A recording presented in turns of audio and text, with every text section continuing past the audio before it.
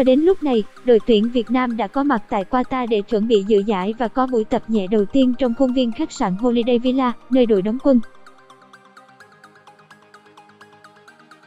Trước khi lên đường, huấn luyện viên Park Hang-seo đã quyết định gạch tên 4 cầu thủ, từ 28 xuống còn 24 người, gồm Thanh Hậu, Xuân Hưng, Hoàng Đức và Tùng Quốc.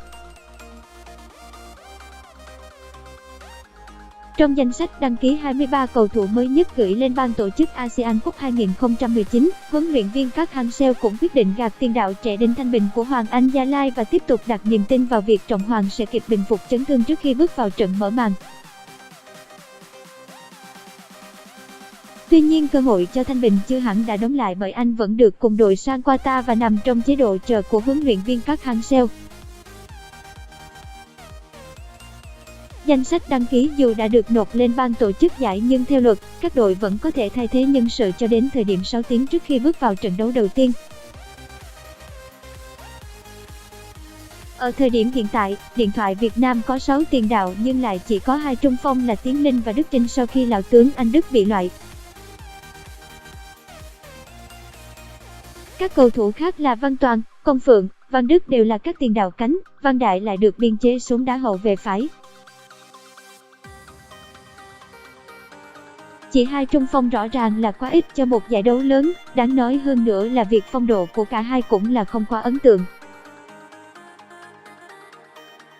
Trong khi Tiến Linh phần nào thể hiện được bản năng săn bàn thì Đức Trinh lại tỏ ra kém hơn nhiều.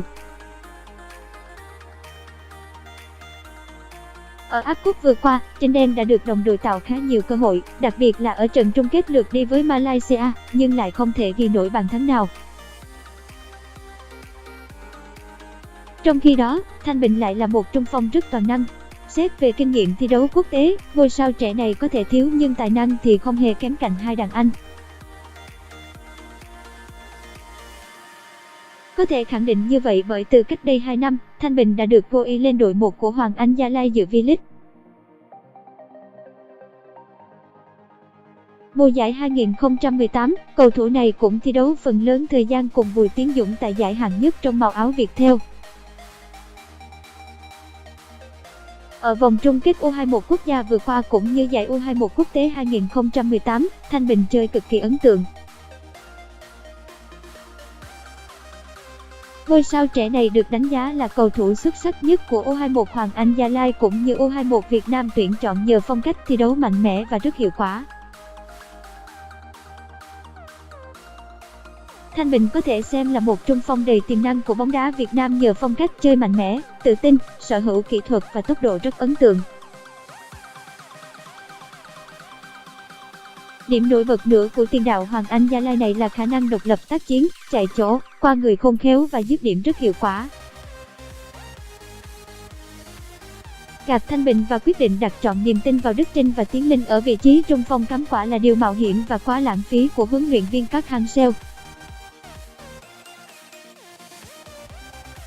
Sao trẻ Hoàng Anh Gia Lai đã từng là sự lựa chọn số 1 của U20 Việt Nam ở vòng chung kết U20 World Cup 2017 và thể hiện rất tốt.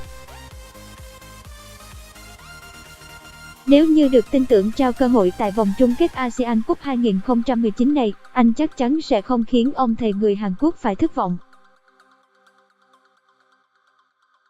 Hơn một tuần tập luyện cùng một trận giao hữu trên đất Qatar, đó là khoảng thời gian đủ để Thanh Bình có thể gây ấn tượng với ông thầy người Hàn Quốc.